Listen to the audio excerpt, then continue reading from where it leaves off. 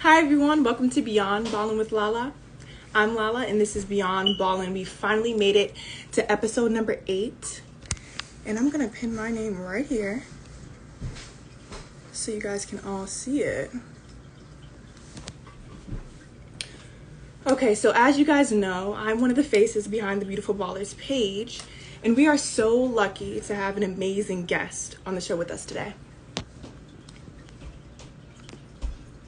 Okay, perfect. So, as you guys know, I wanted to start this show just to truly, show that there's life beyond sport for female athletes, especially. So today we have a very special guest. We have Cheyenne Parker, who plays for the Chicago Sky. Cheyenne's been in the WNBA for 5 years, so she's a vet, which is super cool. And she was the 5th overall pick for the 2015 draft, which is super awesome. So I'm going to get Cheyenne in here right now.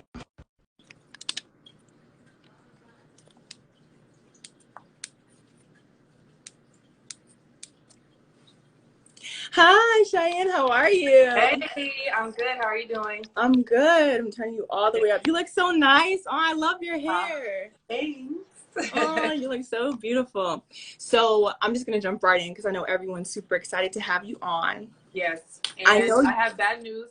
Let me Okay. go ahead and tell you. Yeah. I have my coach moved film up 30 minutes, so film is actually at 5:30. Perfect. So we can just zoom through these right now. Awesome. Right. So I know you come from an athletic family. You know, your brother played basketball and then your other brother played football. What age did you actually choose basketball and say, this is my sport? I think it's just I was born to play. It was like a first immediate love as soon as I touched the basketball when I was a little girl, and it was a part of my family. My father played, my brother played, so just always. Nice. So at what moment was it where you just felt like, okay, this is what I want to do for the rest of my life? I think it was when I was in college. Nice. I had started to realize the potential that I had, and I heard that there were potential pro scouts overseas. So I was like, ooh, okay. I could do this. I was like a sophomore, and that's when I really was like, okay, let me get serious and start really buckling down. Nice. So now, I was stalking your Instagram, of course, and I saw that you can sing. Your voice is beautiful. I'm sure you get that all the time. So my question to you is, did you ever want to be like a performer, or did you have any other career path that you thought about? Because listen, that voice is beautiful, and if you ever want to do that, you definitely could. So did you ever think of that? When I was little, I always enjoyed singing. Like my dad got me a karaoke machine, and I would put on a little performance for the family type thing. So, of course, I was like wanted to be like Beyonce growing up. Mm-hmm. But I don't think I could really be in like the music industry. I don't think that's for me. Like I would make music for fun on the side type thing, but I would never like try to make a career out of it. Nice. Have you ever made any songs that we don't know about? Ever really? I've made a couple. Nice. And what genre would you say? I heard a nice R&B soul, some neo soul, like that sort of. Okay, definitely. I could definitely see your voice would fit right in. But now back to basketball. So I know obviously before this season we had tons of time on our hands with quarantine and everything being shut down. Were you able to learn anything new about yourself or start a new skill or anything specific? Well, I started painting just for fun. Ooh. And that was fun. I'm not too bad at that, like I thought. Nice. I also enjoy meditation, something that I just started trying, and I really enjoy that. Nice. I think and I started reading more. Like I wasn't reading as much since I've been a professional athlete. I haven't read so I finally started actually reading. I opened a book, and so I don't want to stop doing that because it's just been great. I'm sure. What's your favorite? Is there anyone you just feel like we all need to read?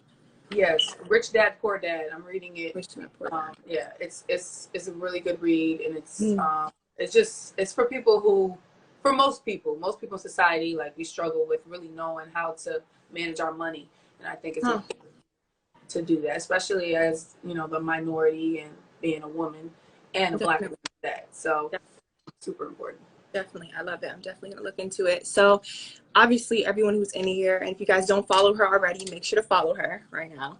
So you have over 100,000 followers on Instagram, which is super cool. You know, if nothing else, just for your ability to be able to reach so many people with your platform. Has having such a large platform changed your life or impacted it in any way? It has been different, because like part of me doesn't want to be in social media spotlight, but then I know that it's important to build my brand. In order to make a change in this world is to build that brand, and social media is the place to do it. So it definitely changed part of me, because part of me is like so private, but then I'm like, I know I need to show what it is that I'm doing, and you know, just stay relevant, as they say. So it's kind of like it definitely changed my life. I'm sure. So now, you know, obviously, I'm going to say this again. I was stalking your Instagram, okay? And I saw you posted like a little documentary sort of where you were able to go to the Math and Science Academy, and you were able to speak to the young kids in Chicago and, you know, just give them some nice motivation. What kind of charged you to do that? Like, what were you thinking prior to going there, and how did it feel? So since I've been in Chicago, I've been there for 5 seasons. This is my 6th, and we were in Chicago, obviously, and just going to different schools and going to different neighborhoods and areas, I really started to notice a lot of less fortunate. You know, there's a lot of schools and a lot of areas that don't get very much funding from whoever they're supposed to get it from. They're not getting it, and they're not getting enough attention, and I'm sure that they don't have enough mentorship. So I really, I reached out to this guy and just let him know that I wanted to do like a tour and try to talk to as many schools as I could when I came back from overseas. And they set it up, and they had me go to like 5 schools and talk to the girls and some boys, just giving them insight on life and just letting them know that they're special and that they can do anything they put their mind to, just encouraging them, because you never know what these young girls and boys are going through, especially in these type of areas in Chicago. Definitely. And I feel like that's so important, you know, you being a professional athlete and then being able to see you and hear from you. So if you were able to talk to your younger self, and, you know, like we've all been there, what would you tell yourself at that age now that you've lived so far? I'll put a belt out for my younger self. No, okay. But I would definitely tell my younger self to stay focused. Don't get distracted by the things around me, whether it's peers, you know, boys, just the hype. Like, just stay focused on what it is that you want to do in your life. I would tell my younger self that for sure, 100%. Nice. So you've been very open about your emotions, you know, dealing with everything that we're going through, especially as people of color, on social media. And I actually saw the video of you crying. And immediately when I saw it, it resonated with me. You know what I mean? Just the idea of consistently having to feel numb with seeing everything, you know, the way we are and just everything you're going through. So my question to you is, being a professional athlete where, you know, I play basketball. So when you step on the court, everything that's going on outside of basketball and outside of the game has to kind of, you know, leave. How are you able to keep such a level head with everything going on? Well, basketball has always been an escape for me, personally. It's something that I literally can let go of everything, every worry or concern. It's like my free space. So I'm thankful that basketball is my profession just for that reason. So like during quarantine, it was actually really rough. It was hard. And then with the George Floyd thing happening and just sparking up all these old videos, pictures all over social media, it really got to me. You know, it just, and it's like, I really didn't want it to get to me. Like, I wanted to just kind of, you know, just stay neutral. But at the end of the day, it's like that rage has to come out so that we can make a change and do something about it. You're so right. And, you know, your organization that you're blessed to be a part of, the WNBA, has consistently been on the front lines of social justice. So how does it feel being able to wear a uniform and see, you know, just be able to display and bring awareness to everything that's going on with having, you know, Breonna Taylor's name on the back, and just, you know, how does it feel being able to do that? It's a blessing. I'm really thankful that we are able to make such a stand, and that we're getting so much TV time, and it's working out great, and I think it's really making a change. Nice. So, okay, I want to know because, you guys are all in the wubble, as everyone's calling it, in Bradenton, Florida right now, on IMG's campus. But I'm sure some of you guys are living, in villas, I hear, and then some in hotels. So how is that experience overall? Obviously, when you guys first got there early in July, there were some pictures on Instagram and social media in general, just showing some, conditions that weren't really fair. So how is it now, and how do you feel about everything? Well, I came into the bubble very satisfied. I did not have experience at all. I've been taken care of wonderfully. I'm in a hotel room, as you can see. And I've enjoyed it. The food isn't the best, but that's to be expected. We have the option to opt out of the food, and they give us money to buy our own food. So most of us have done that. But honestly, it reminds me of college. Yeah, it's a lot like college. We all have our own places. And we ride our bikes going to the gym, it's so campusy, Well, I don't mind it. Sorry. Nice. So are you able to see other people from different teams, and can you guys hang out, or is it just secluded to yourself? Yeah, we run into the other teams all the time. It's sometimes it's good, and sometimes sometimes it's got it. We just lost to you guys last night. It's kind of awkward. Oh, you're so right. But at the end of the day, it's all love, it's all respect. And we kick it with other teams. I was just downstairs with Benai Delaney for Atlanta. Nice. Shout out to my teammate first. So, awesome. Nice. That's super cool. So obviously the virus is still a large deal, out here outside of the bubble. And, social distancing is still in place. Do you guys have to wear masks all the time, or what's the protocol with that? So everywhere, as soon as you leave your room, you have to have your mask on. When you're outside, if you're riding your bike, you can take your mask down because you're socially distanced. Got it. But if you're ever in the hotel, anywhere in the hotel, you have to have your mask on. Gotcha. And then also at the gym. Nice. So, and I know this question's coming. You just gotta know this question's coming because I saw on your Instagram you posted a video. Okay. And the reporter asked you, he said, what's one thing that you were coming into the bubble and you said you cannot leave at home without?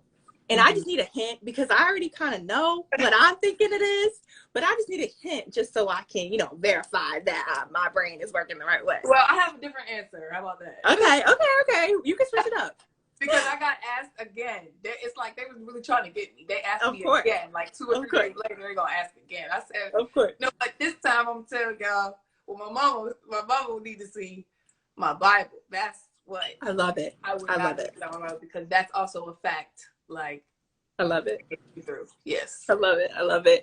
So I saw a picture. I think Chris Photos took it of you, and it's a beautiful picture. And I'm actually gonna post it after this interview. And it's of you, and it's it's 2 versions of you. It's one, the basketball version of you, and then it's the girly version of you. How are you able to keep your femininity while playing such a male-dominated sport, in people's eyes, but still keep that girly swag to you? I just think I grew up being, a tomboyish, very rough and rugged, but then I would also go play dress up in my mom's closet. So I had a good combination of both. And I think that once I became a woman, I love being able to be a woman. So whether it's lingerie, whether it's a swimsuit, whether it's makeup and a beautiful outfit, heels, all that, I love it.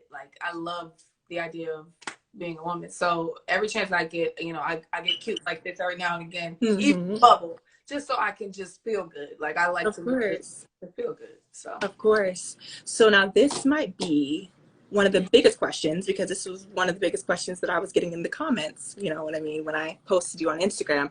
So what does being a beautiful baller mean to you?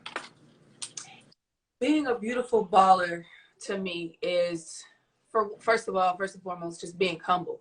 Having a humble character, it radiates beauty already. Just having that humble character, especially if you could hoop.